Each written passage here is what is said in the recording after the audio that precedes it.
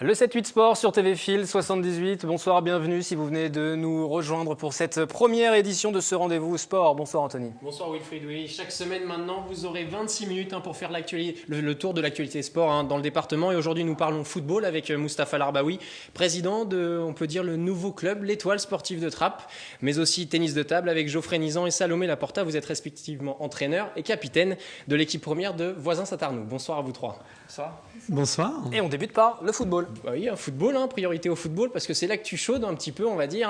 Moustapha, il y a un nouveau cap qui est en train de se lancer du côté du football de Trappes. Pourquoi ce nouveau nom, Étoile Sportive de Trappes? Alors, avant tout, merci de nous inviter pour cette première. C'est un grand honneur que vous nous faites. Et bonjour aux téléspectateurs. En fait, il faut bien savoir qu'on est quand même au Trappes Saint-Quentin Football Club, encore ce soir. Ça reste le logo ce soir jusqu'à la fin de la saison. Sur les équipements, et bien évidemment, je suis président, mais je suis également légaliste. Ça suppose que le nom changera à l'issue d'une assemblée générale extraordinaire. En tout cas, vous voulez que ce nom change. En tous les cas, c'est ma position. Voilà. Alors, expliquez-nous pourquoi. Alors, tout simplement parce que voilà, nous avons fêté les 80 ans, le reportage le montrait tout à l'heure, les 80 ans du club, et également les 10 ans de ma présidence. Tout le monde... Et là, c'est pas moi qui parle, c'est tout le monde dit ça a changé. C'est le mot qui revient constamment. Ça a changé, l'état d'esprit a changé. Il n'y a plus de problème de discipline. On n'est pas en commission de discipline au district. Les résultats sont là, vous les connaissez. On peut les rappeler aux téléspectateurs, mais c'est vrai que globalement, pour les U13, les U15, les U17, les U19, les seniors, vous avez vu les résultats tout à l'heure, les résultats sont là. Bref, l'état d'esprit a changé, tout a changé, les équipements ont changé. Et puis, je me suis rendu compte que le logo n'avait jamais changé.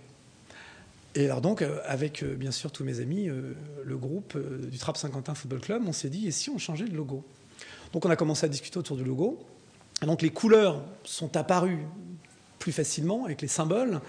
Et puis j'ai eu, effectivement, j'ai un peu poussé, moi, je vais l'assumer seul. Ça sera voté bien évidemment fin juin si c'est voté. J'ai poussé seul sur cette idée que il y a un moment où le club était extraordinairement en vue, c'est quand il s'appelait l'Étoile Sportive des Cheminots de Trappes. Donc avant le Trappes Saint-Quentin Football Club. Et j'ai eu cette idée de dire, mais finalement, qu'est-ce qu'on a fait là, depuis 10 ans? On est revenu aux sources du football. On est revenu à la méthode. On est revenu à la méthode des anciens. Donc je vous interromps, il y a un mot qui disparaît, un nom qui disparaît, c'est Saint-Quentin-en-Yvelines.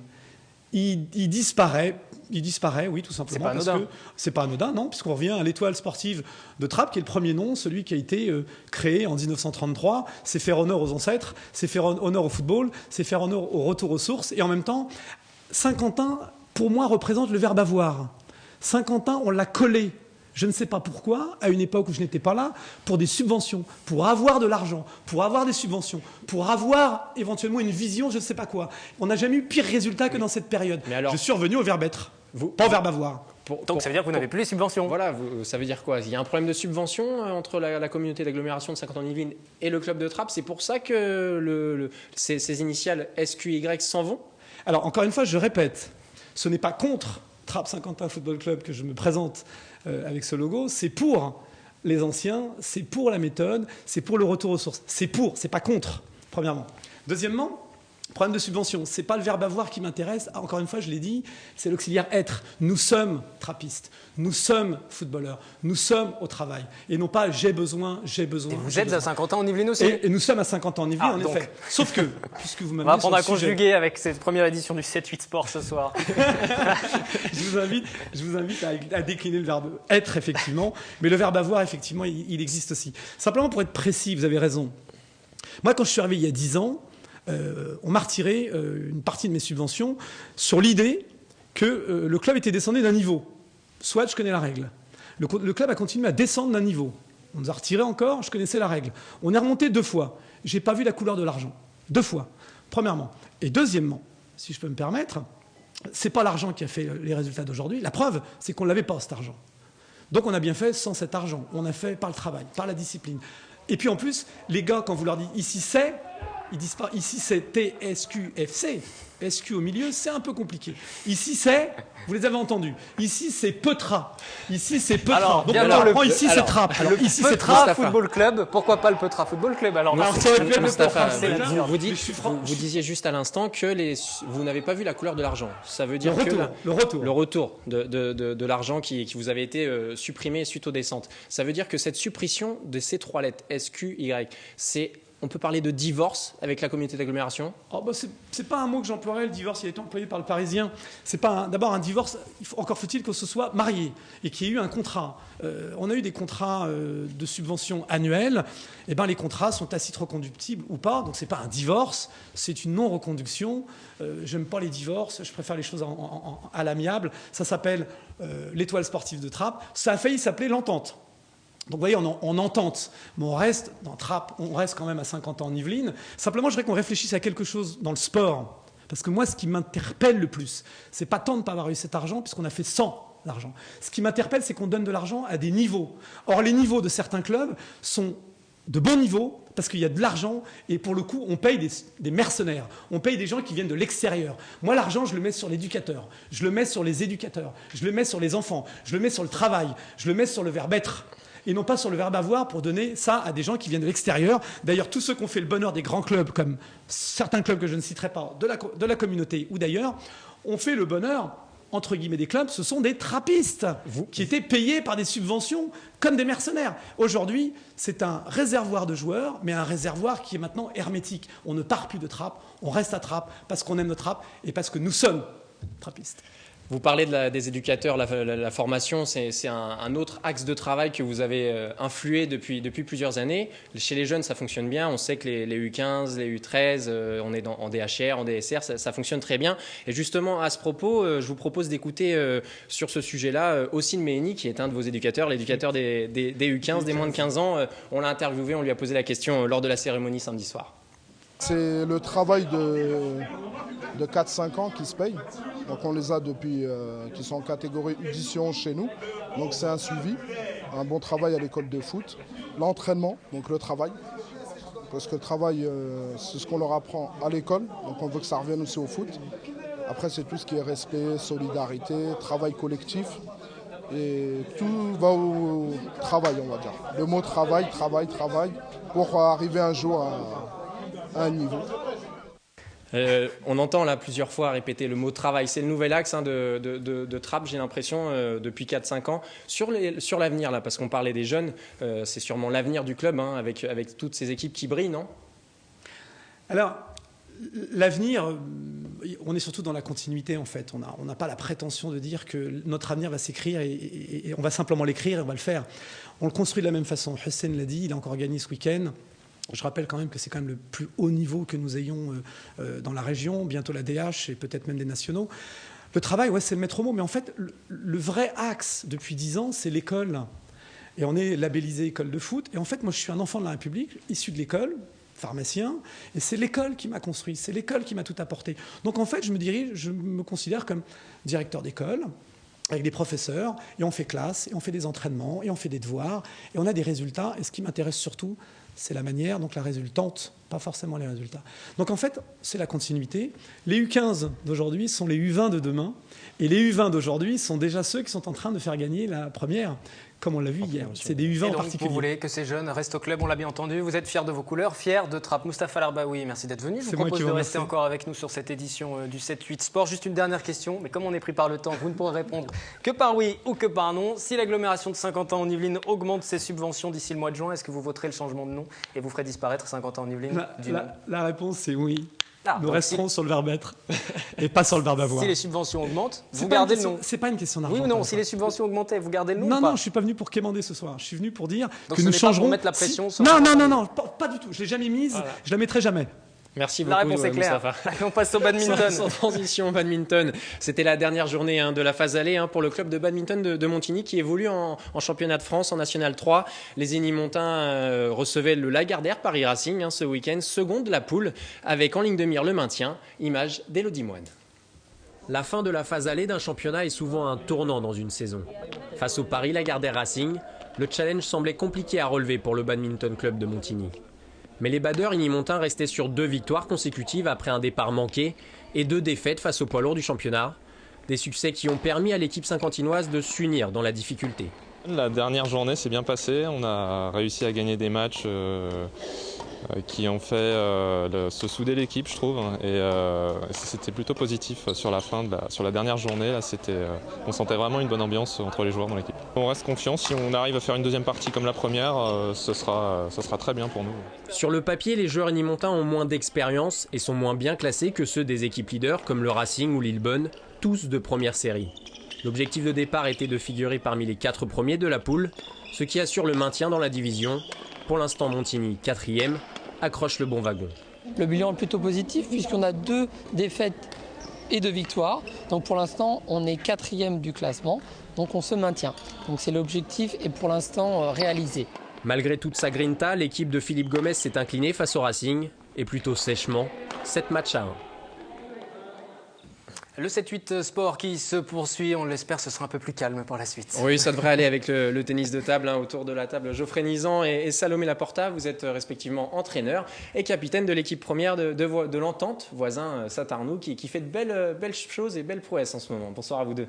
Bonsoir. Donc, avant de parler de vos ambitions pour cette nouvelle saison où vous allez évoluer en National 2, je vous propose de voir le portrait de votre équipe, Salomé, que j'ai suivi avant les fêtes, lors d'un entraînement. Une équipe où expérience et jeunesse se marient à merveille. Le cercle vertueux de la victoire est l'obsession de tous les entraîneurs. Au club de tennis de table de Voisins-le-Bretonneux, Geoffrey Nizan ne connaît pas ce problème.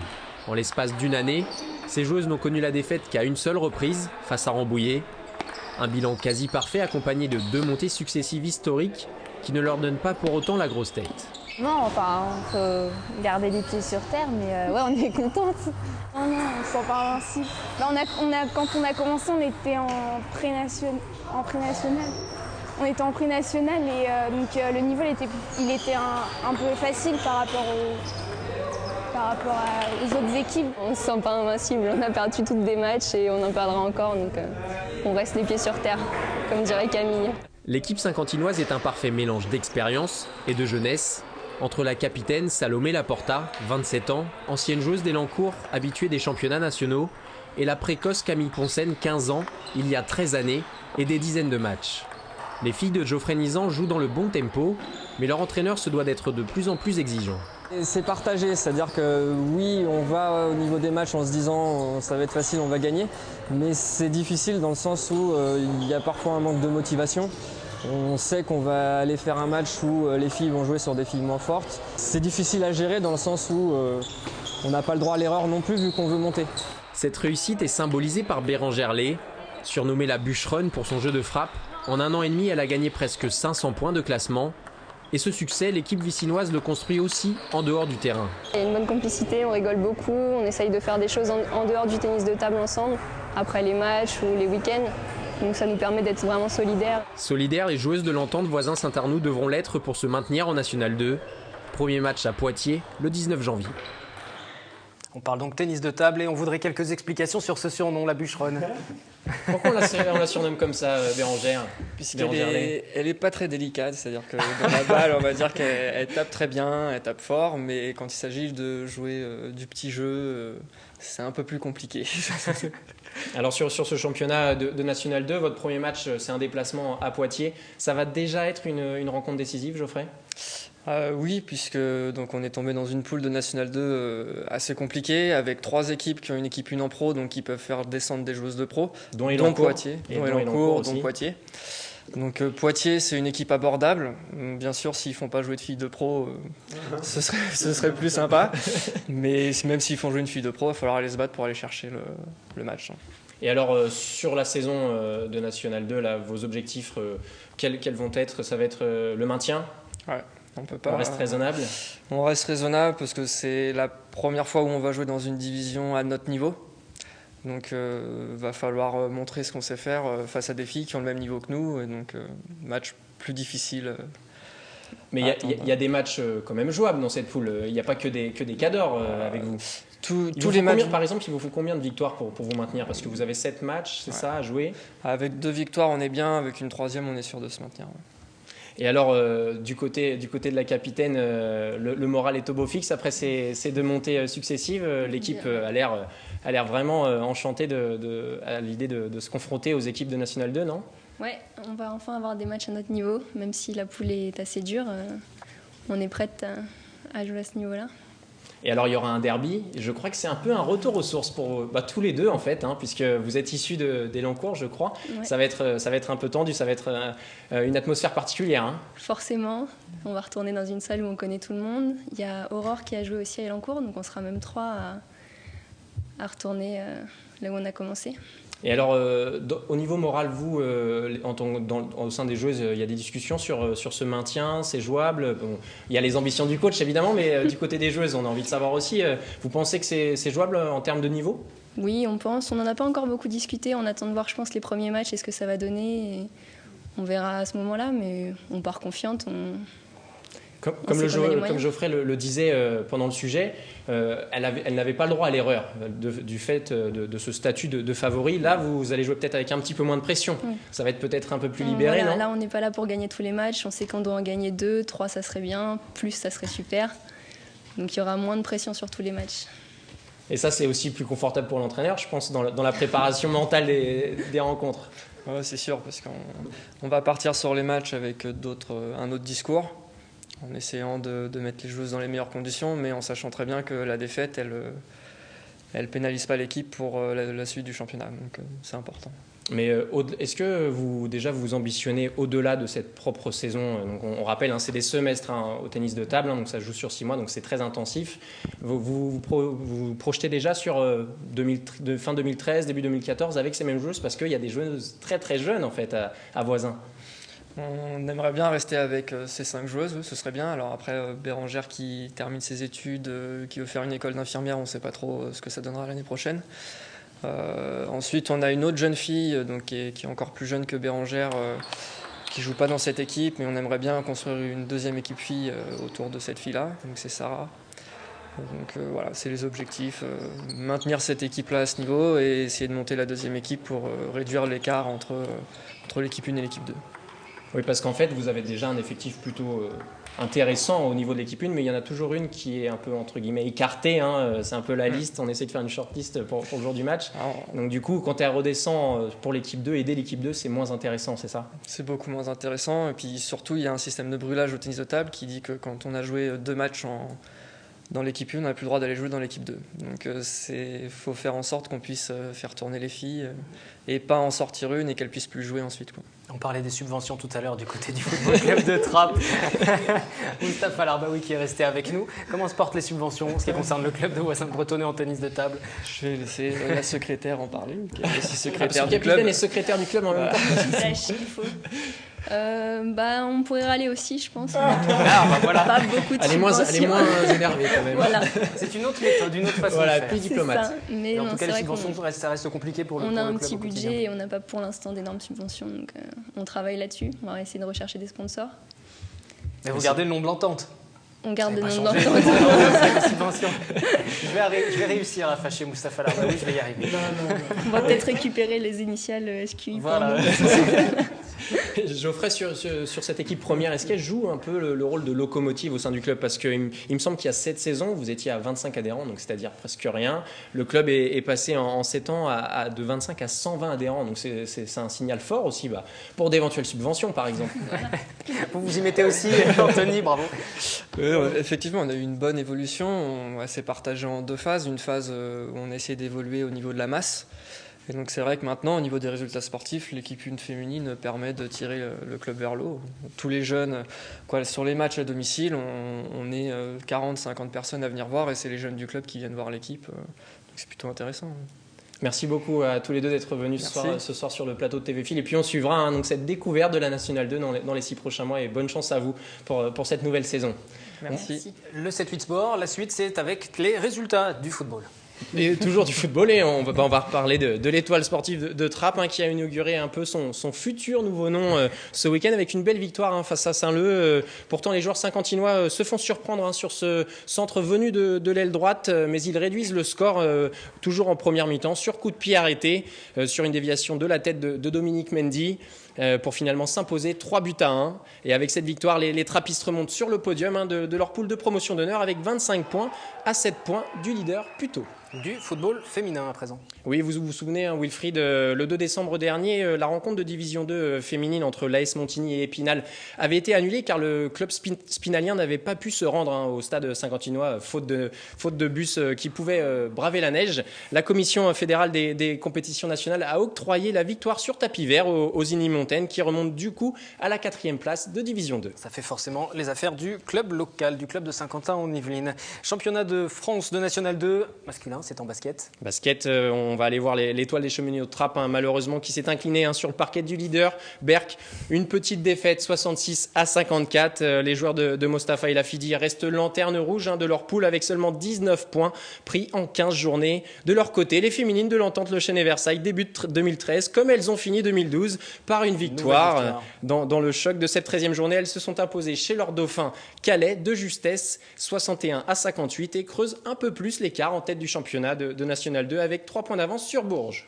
Le Vendée Globe se poursuit avec des fortunes diverses pour les différents participants et nous suivons, comme chaque semaine, nous faisons un petit point sur le Versaillais qui participe à cette compétition. Tanguy de la Motte, après 57 jours de course, c'est toujours François Gabard en tête qui mène la flotte au coude à coude avec Armel Lecléache. Pour Tanguy de la Motte, le marin versaillais, il est remonté à la 11e place. Il navigue aujourd'hui à une moyenne de 14 nœuds. En ce moment, il est dans l'océan Pacifique Sud. Ce matin, le skipper a connu quand même un petit ennui mécanique. Il a dû réparer sa grand voile qui était déchiré en son centre. Petit collage de fortune. Et puis c'est reparti, comme il le dit sur ses vidéos. Sur l'eau se profile le mythique Cap Horn, tout au sud, à la pointe sud de l'Amérique du Sud pour le skipper d'Initiative Cœur. Mais avant ce passage délicat, un temps redouté, Tanguy de la Motte a tenu à fêter à tous les Yvelinois la bonne année. Écoutez.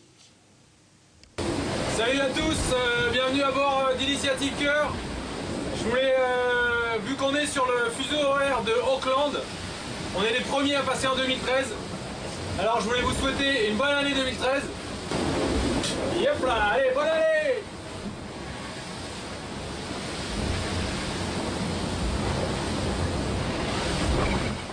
Comme quoi, quand on est sur la mer, on a quand même le temps de boire un peu de champagne pour la bonne année. Et petite note heureuse grâce au clic. Vous savez que le skipper d'Initiative Cœur permet de sauver des enfants par son parcours. Et un 6e enfant a pu être sauvé, un petit Gibbs, âgé de 7 ans et qui vient du Bénin.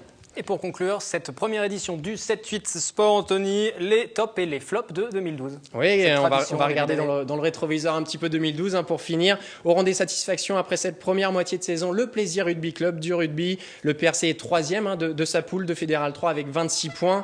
Il est dans le bon wagon pour décrocher son billet pour les playoffs. Mais pour éviter toute mauvaise surprise, les joueurs de Philippe Béard devront faire preuve de plus de régularité et prendre des points importants face aux concurrents directs comme Ponto-Combo, Vitry ou Bord-de-Marne. La reprise promet en tout cas d'être difficile dans les semaines à venir avec des matchs chez le second Orléans et la réception du leader Beauvais. Du tennis de table aussi parmi vos tops de l'année. Le tennis de table, pour le futur concurrent de Voisins le Bretonneux, c'est le CTT Élancourt. C'est cette autre satisfaction de cette première moitié de saison.